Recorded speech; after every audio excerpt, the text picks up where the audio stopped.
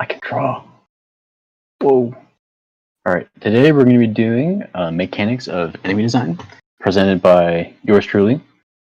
Alright, what the heck is an enemy? So, every game has a goal and at least one thing that prevents the player from achieving that goal. Usually that can come across as like hazards, enemies, bad guys. Like if you're in a platforming game, it's going to be like pits. If you're in an RPG, there's going to be like random encounters. Like if you're playing Pokemon, the Pokemon are going to be the enemies, and you can, gotta catch them all. But yeah, and enemies fall under that category. Enemies are non-player objects that present a challenge for the player to overcome. So, they kind of stand in your way. You gotta do something. You gotta be like, oh, I gotta get to the end of this level, and the enemies are like, no, you're not gonna get to the end of the level, because I get paid by the big bad guy to stop you from doing that.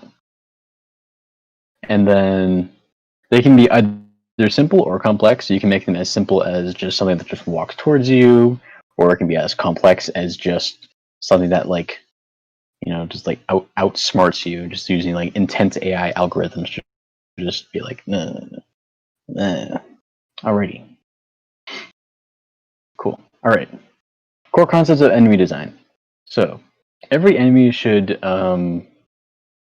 be unique in certain ways. So whenever you add an enemy to a game, it has something that it does and if you have two enemies that do the exact same thing but they kind of look different, then there's no point in having other words. Like you're creating extra art assets for basically something that's just the same thing. And on the other side, if you have two enemies that look the same but they're kind of different, the player can get confused. So they should definitely be unique enough to the point where you don't have to. The player doesn't get confused. So, design should reflect purpose. The player should be able to figure out what it does just by looking at it. So let's say, theoretically, let's take this little Waddle Dee right here. He's a pretty simple enemy. He just kind of just walks around, and you can tell by his design that he's not very complex. He doesn't have a sword or like a giant laser cannon.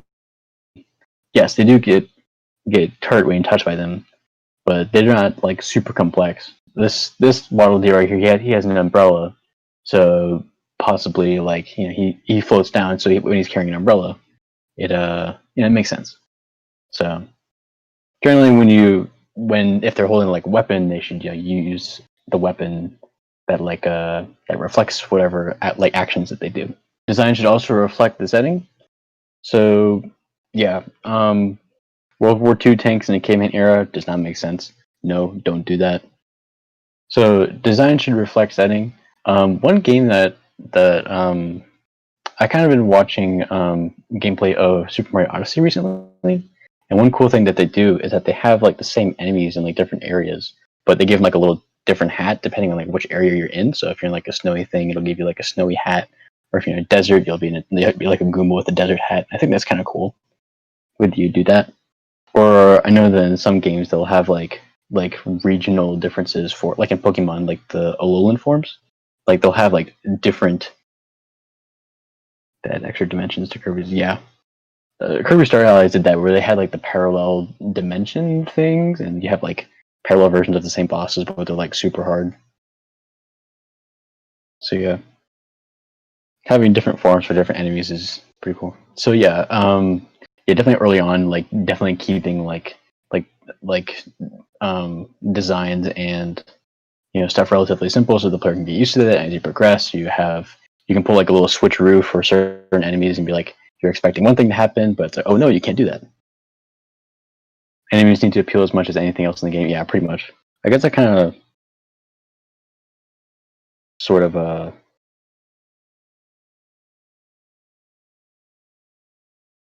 yeah, I guess it sort of applies to design should also reflect setting.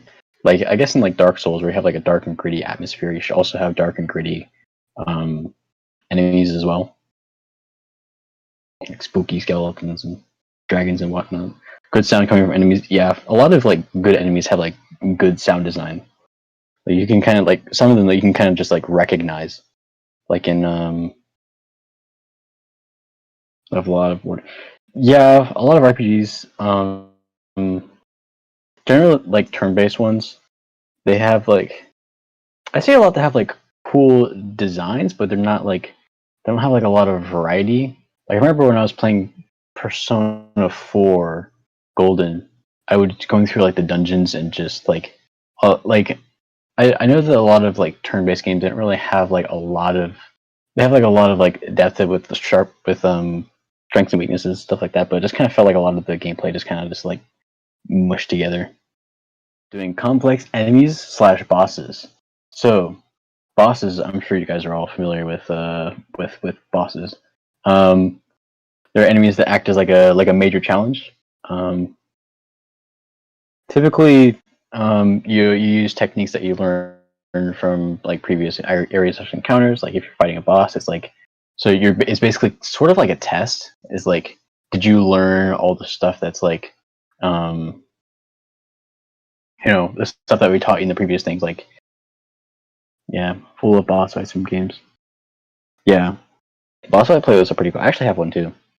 But the thing I have it on YouTube, and like what happens to, like with game OST is like the videos they get privated or like removed, so you could like have to constantly like replace them. We do that. It's annoying. Different bosses sometimes they use multiple like unique strategies, which could evolve as the battle progresses. Like you have a boss battle that like you have to fight them a certain way, and it's like, oh, this is their weak point, so you gotta attack them at their weak point, and then like halfway through the battle, they'll go to their second stage, and it's like, oh, now you can't use that technique before, you gotta change it up a bit. Legend of Zelda has some of the best, yeah. That's pretty good boss fights.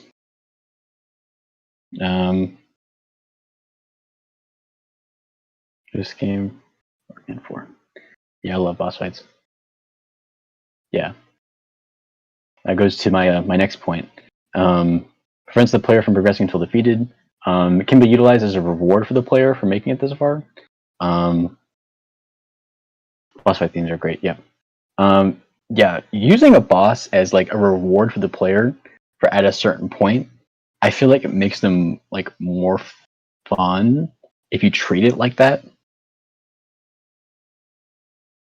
Because like there can be like a lot of really cool boss fights, but if you just give them to like the player and make them easy, it's like it doesn't make it as much fun, but fight it. What do you mean fight as a reward? Fighting as a reward, it's like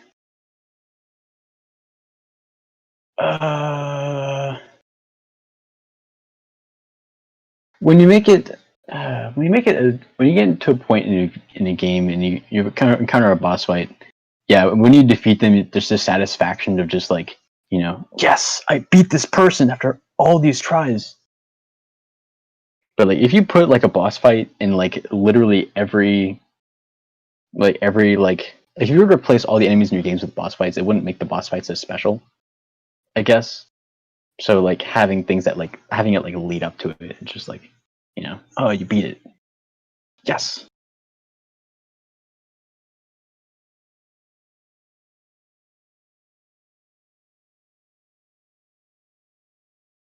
Some boss fights are a complete waste of time. Yeah, don't make boss fights a complete waste of time. Like, at least if you don't want to, at least like give the player like like even if it's like an optional thing. The games that are all boss fights like Cuphead. I guess in a way, Cuphead it's like, well, there's like different types of bosses because you have like certain bosses that are like a lot harder than others. So I guess like treating like the big bad ones more as a reward, I guess. Yeah, they're all really hard. I think that's it for the boss discussion. I'm gonna show you guys some cool enemy designs that I made recently. So on Twitter, there's this thing called hashtag Octobit, which is sort of like a what is it? It's Inktober but for pixel art, and so I kind of used some of the prompts from that for sort of these lads right here. I made see, each of these are based off of like a theme. So I have like a bandit guy here, and I have this guy here who turns invisible, and I have this guy who has a lot of eyeballs, and zombie coffee dude. I have this giant tentacle guy right here. So yeah, I've been working on doing enemy designs right now. I don't think I'm gonna put any of these. Well, I'm not sure which one of these I'm gonna put in my game, but I might do some of them. So I've been having starting a gun for zombie coffee dude. Yep, got a simp for zombie coffee dude.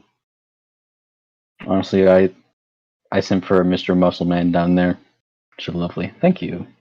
Yep. I don't think I posted any of these here. So nice. Upside down. Yep, this guy's upside down. He's looking at you.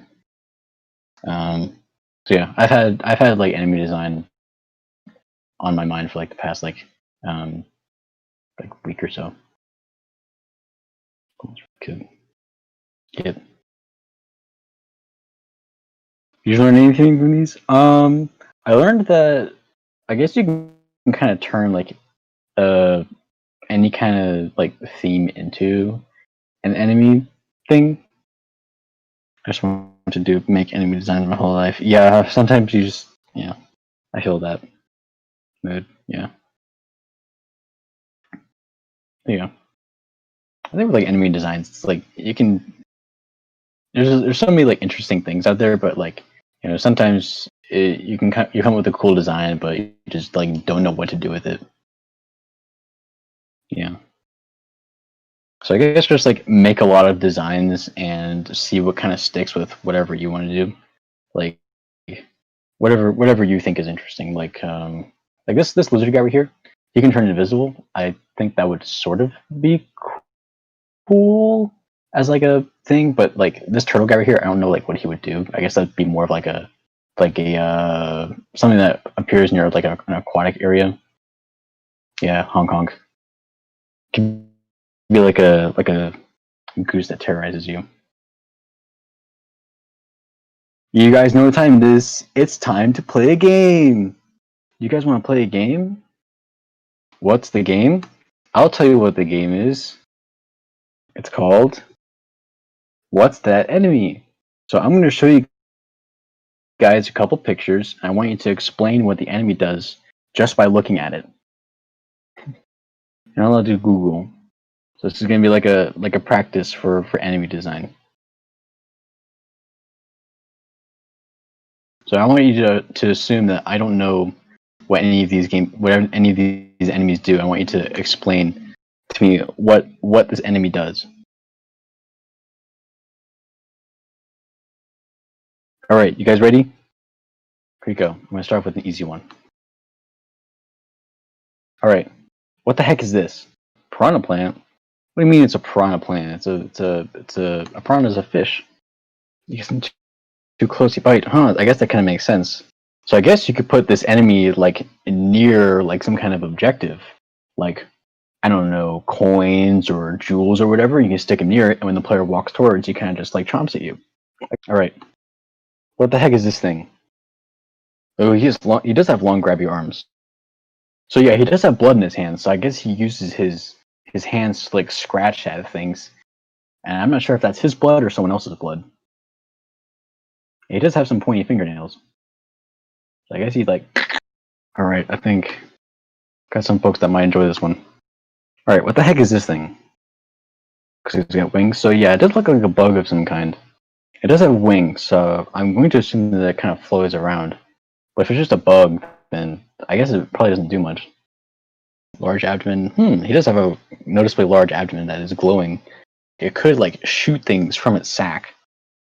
And because it would fly around, I would assume it's like something that like flies around and like shoots projectiles at you. That would make sense. All right. I don't know how many people might get this one. All right, what the heck is this thing? Looks like a dog. Big torso area, small legs may suggest that it is fast. Yeah, he has some stuff on his back, so he might be like have a little bit of protection there. Glowing parts seem less physical properties.